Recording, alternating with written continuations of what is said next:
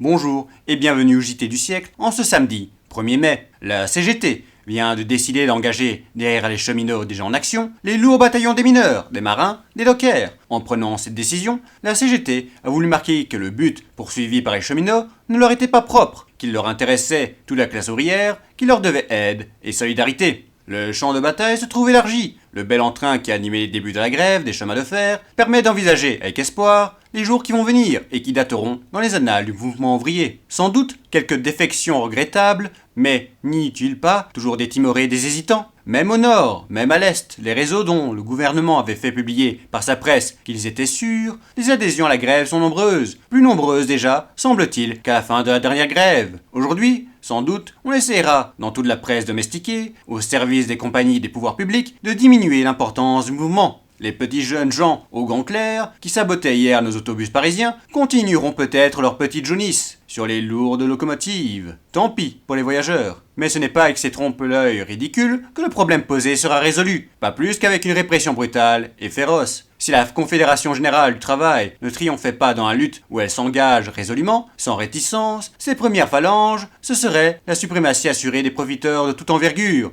des exploitants aux appétits déchaînés. Tout le monde le sentait, tout le monde le savait. Et d'ailleurs, les abominables propos du ministre de la Guerre André Lefebvre, osant annoncer, du haut de la tribune, que la troupe, le jour du 1er mai, serait munie de cartouches, ne permettait à cet égard aucun doute. Il y avait hier, du côté du gouvernement, une préméditation flagrante d'assassinat. Les victimes ont été des curieux, d'inoffensifs passants, une vieille bonne qui fermait prudemment ses volets. Un agent aurait, sans aucune provocation, déchargé les 6 balles de son revolver dans la direction d'un groupe de manifestants. L'une de ces balles aurait atteint un homme au cou et tranché la carotide, provoquant la mort presque instantanée de la victime. Une autre balle aurait été frappée au front d'une domestique, Mademoiselle Legros, 60 ans, au premier étage d'un immeuble situé 14 rue Beaupère, au moment où celle-ci fermait les persiennes de l'appartement de ses maîtres. Mademoiselle Legros, très grièvement blessée, a succombé depuis, dit-on, des suites de sa blessure.